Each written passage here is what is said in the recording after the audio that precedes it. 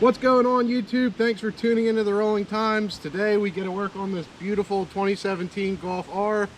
We're going to do the very fun job of tearing the old downpipe out and putting in an aftermarket USP Motorsports downpipe.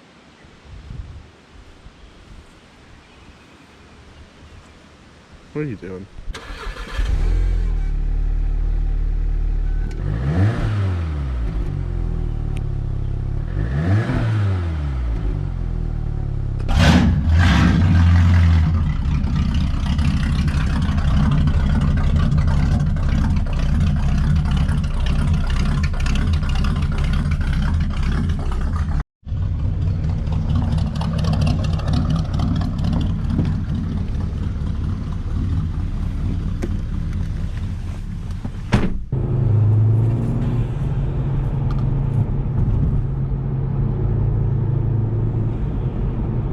Alright guys, while we're letting the car cool down a little bit, here we have our USP Motorsports Golf R downpipe kit.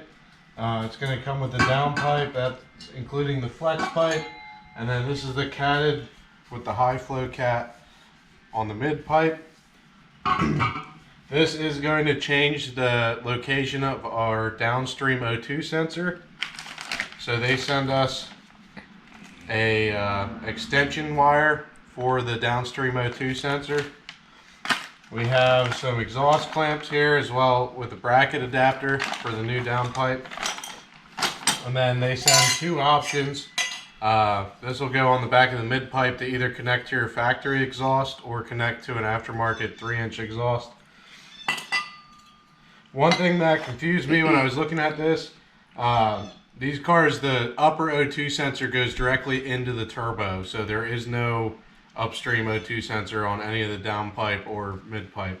So just to clear things up, if you guys were wondering the same thing, this exhaust setup only has one O2 bunk. Once the car is cooled off, we're going to start by removing this clamp here, or at least loosening it. 6mm Allen bolt. And then we're going to want to unplug the downstream O2 sensor. That's going to be the black connector.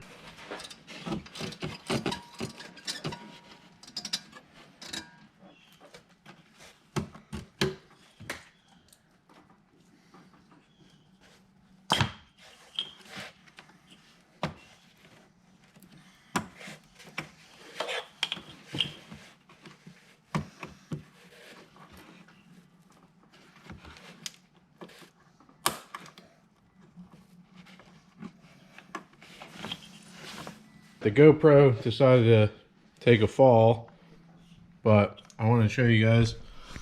The clamp is off and we got the O2 sensor wire free. Just watch if the exhaust is still hot that it doesn't lay on the exhaust, because that will melt it. Now we can go up. Take it up. Take it up.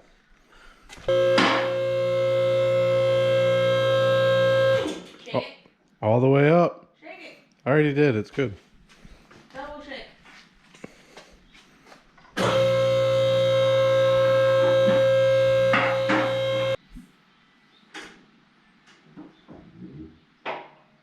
The next thing we have to remove is this CV axle shield. It's held in with two 8mm Allen bolts. You can just barely see the one that's straight in front and the other one's right on top. We're gonna have to get in there with some extensions and swivels. Just showing you guys what I'm using to get in on that bolt. And then we still got the one above it yet. My mistake. It's not a bolt, it's a nut. So you get that top bolt, I had to use a combination of 1/4-inch extensions. This is the setup I used to get it. And you kind of, what I did, Can't really see what you're doing, but I just kind of reached up through here, felt for that top nut, and kind of helped guide the 8mm into where it needed to be. It's real hard. You got to make sure you have it on there straight, and you should be able to crack the nut loose and spin it the rest of the way off by hand.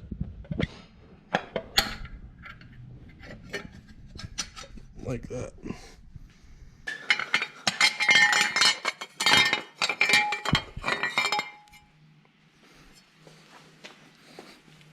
All right, up next is the drive shaft heat shield.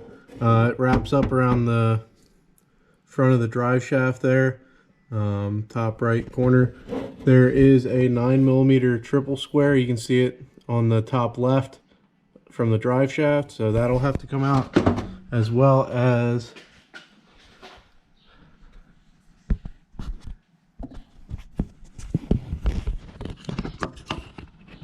that 16mm nut or bolt with a stud hanging out of it. We can see that now that the shield's out of the way, the CV shield's out of the way. So that's going to be a 16mm. We're going to get it with a deep socket and a swivel, and then I think he said a 9mm triple square. This one was pretty cake to get out. You guys got that CV shield out, this will be no problem. And then it's a M10 triple square for this other one. Once we get that out, we'll bring this heat shield up and around the drive shaft and wiggle it out. Next, we're going to remove the drive shaft bolts. They are a 10mm 12 point. You're going to have to spin the wheels to work the drive shaft around so you can get to all of them. I'm not sure if it actually matters on these cars, but some cars you do have the drive shaft lined up a certain way, connecting to the differential, or transfer case. So what I did was just put a little bit of paint there, so when I separate this, I know exactly how it goes back together. I have a 21mm bolt here for the dog bone. We're going to take that out. It's going to allow us to move the engine transmission forward and get the prop shaft out of the way. Kind of hard to see, but on the stock downpipe we got two 13mm bolts, one on the passenger side and one on the driver's side. It's right in front of the O2 sensor. I know you can't really see it.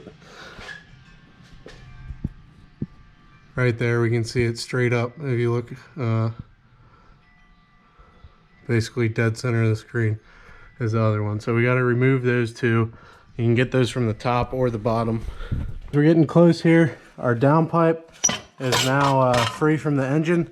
So we're going to be able to pry this motor forward, get the drive shaft out of the way. We're going to have to disconnect this downpipe holder exhaust hanger deal. Once we take that off and we undo this clamp here,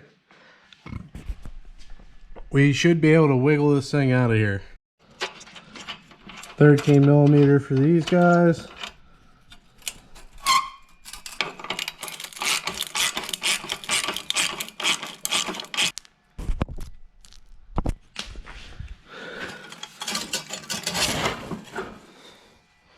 And these are also a 13.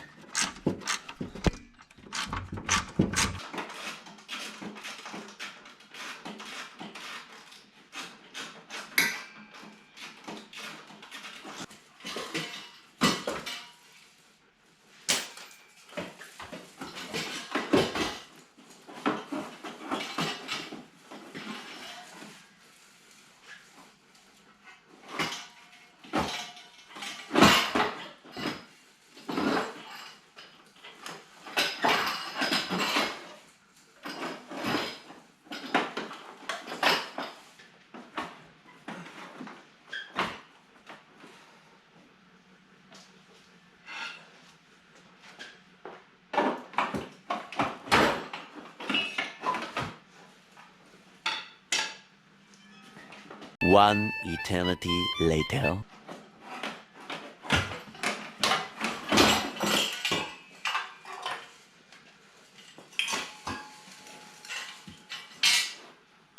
We're gonna have to remove this O2 sensor for our new USP pipe. This job would be really fun to do on the lift, and like you'd hate yourself if you're doing it on jack stands.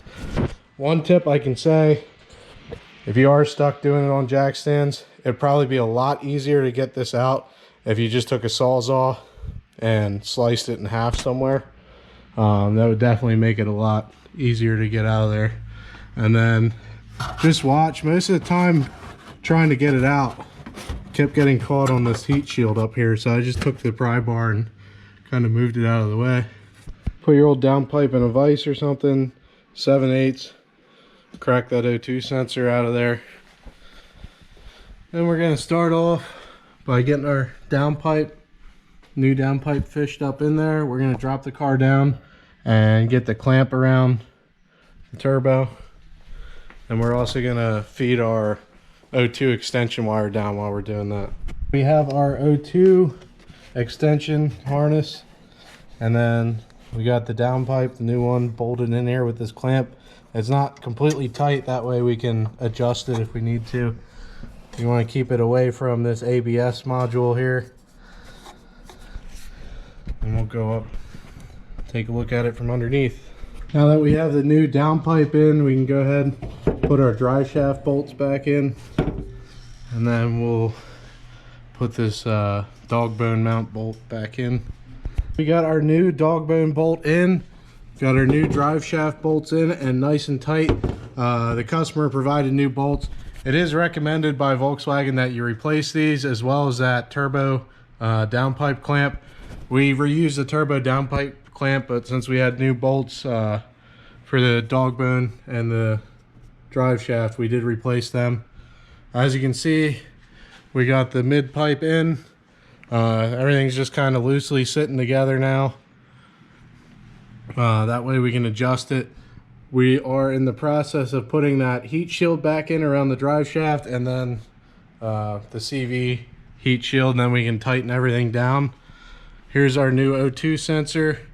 I just kind of ran it up over the heat shield here, tucked it in, and plugged it in. You can see it running along the firewall back there.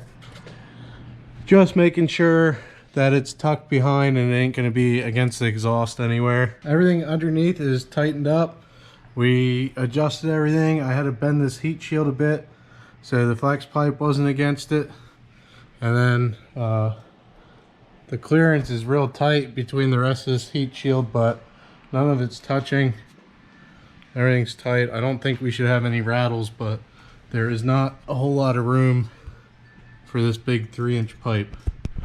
The final step is to be tightening up this clamp up here where the downpipe meets the turbo. We did flip it around so it's a little bit easier to get to that 6mm Allen bolt. And while you're tightening it down, you just want to double check your clearance. Make sure the pipe is not up against this ABS module. Double check your O2 sensor harness isn't laying against the exhaust at all. And I think we're ready to fire it up.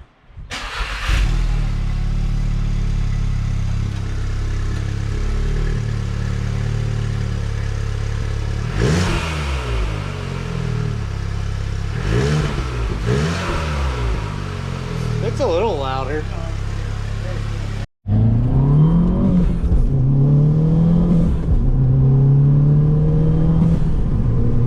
It gets twisty in here.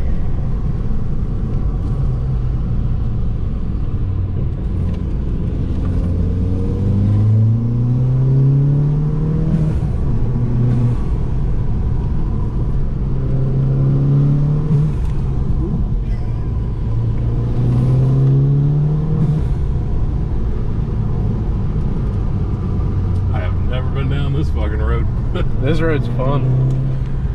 And there's a sharp left at the bottom of this hill.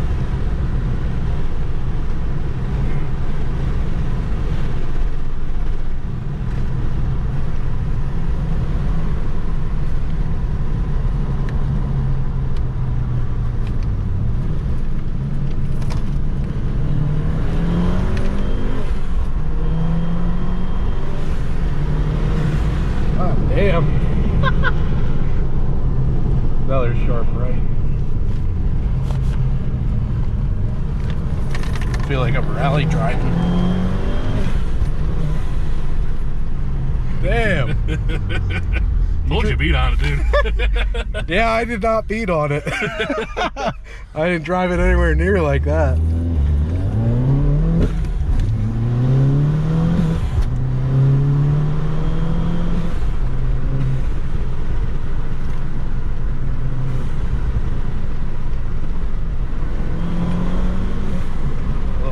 Little left, and then I think there's a one-way bridge up here, or a one-lane. It's definitely a little louder. Yeah.